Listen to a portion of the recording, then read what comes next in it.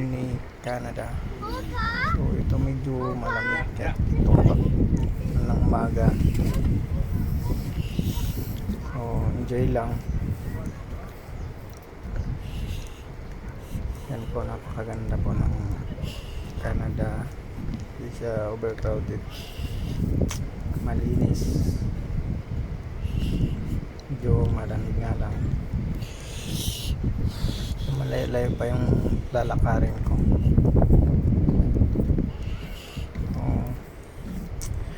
Nakikita nyo kanina may mga guest na naglalakad dito. Yan po.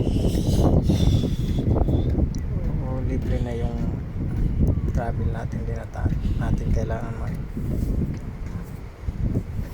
ng pera para makarating dito.